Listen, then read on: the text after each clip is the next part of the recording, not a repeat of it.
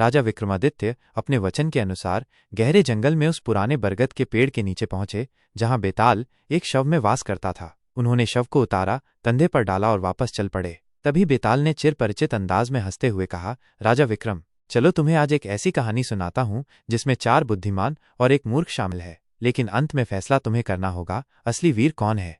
बहुत समय पहले की बात है, एक नगर में 4 ब्राह्मण युवक रहते थे। सूरज, चंद्र, वायु और अग्नि। चारों को अलग अलग विद्याओं में महारत हासिल थी। सूरज को जीव विज्ञान और चिकित्सा का अद्भुत ज्ञान था, वह मृत प्राणी को जीवन दे सकता था। चंद्र को मनुष्य के भाव और विचार पढ़ने की विद्या आती थी, कोई झूठ बोले तो वह तुरंत जान ले।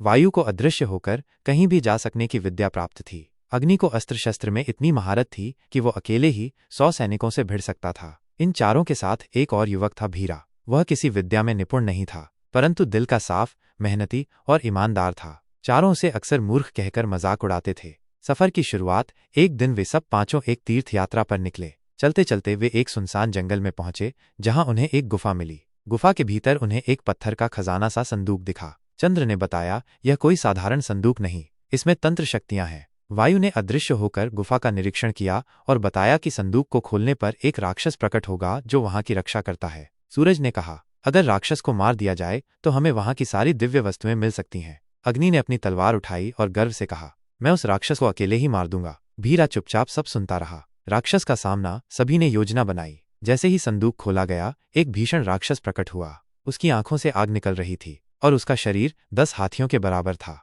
अग्नि ने तुरंत आक्रमण किया, पर राक्षस की शक्ति अपार थी। अग्नि घायल हो गया। सूरज ने उसकी चिकित्सा की। वायु ने अदृश्य होकर राक्षस के इर्द गिर्द घूमते हुए उसकी कमजोरी का पता लगाया। उसका प्राण एक छोटे से कांच के पिंजरे में बंद था, जो गुफा के भीतर एक चट्टान के नीचे छिपा था। चंद्र ने ध्यान लगाकर सोचा और बताया कि राक्षस सिर्फ सत्य के नाम से विचलित होता है। अब समस्या थी, वो पिंजरा कहाँ है। भीरा ने बिना डरे चट्टानों को हटाना शुरू किया। पत्थर तोड़ता गया, हाथ घायल होते गए, पर आखिरकार उसने पिंजरा खोज निकाला। राक्षस जैसे ही प्राण पिंजरे की आहट सुनता है, क्रोधित हो उठता है। भीरा ने पिंजरा तोड़ दिया। राक्षस तड़प कर गिरा और समाप्त हो गया। इनाम और विवाद। गुफा से एक दिव्य स्त्री प्रकट हुई जो एक शापित अप्सरा थी। उसने सबको धन्यवाद दिया और कहा, तुम पांचों में से एक को मैं जीवन भर के लिए साथी बनाऊंगी, लेकिन तुम ही तय करो कौन सबसे योग्य है। अब सभी ने अपने योगदान गिनाए। सूरज ने चिकित्सा की, वायु ने अदृश्य होकर जानकारी जुटाई, चंद्र ने मन पढ़े, अग्नि ने साहस दिखाया, लेकिन भीरा ने ना तो कोई विद्या दिखाई, ना ही किसी मंत्र का उपयोग किया। सिर्फ हिम्मत,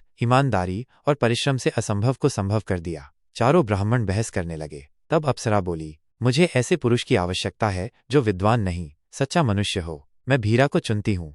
चारों ब्राह्मण मौन रह गए। अब बेताल का प्रश्न, बताओ राजा विक्रम। बेताल बोला, पांचों ने योगदान दिया, पर क्या अप्सरा का फैसला उचित था? क्या एक मूर्ख मेहनतकश 4 गुणियों से बढ़कर हो सकता है? कौन था असली वीर? विक्रम का उत्तर। राजा विक्रम ने उत्तर दिया, चारों ब्राह्मणों के पास ज्ञान था, परंतु उनका उद्देश्य स्वार्थ था। वे चमत्कार, खजाना और स्त्री को पाना चाहते थे। भीरा का उद्देश्य कर्तव्य था, किसी को बचाना, संकट में काम आना। सच्चा वीर वही होता है जो निस्वार्थ होकर दूसरों की भलाई के लिए अपने प्राण तक लगा दे। इसलिए भीरा ही असली वीर है। बेताल हंसा और बोला, तुमने फिर उत्तर दे दिया, अब मैं उड़ता हूं। और वो फिर शव समेत उड़ गया।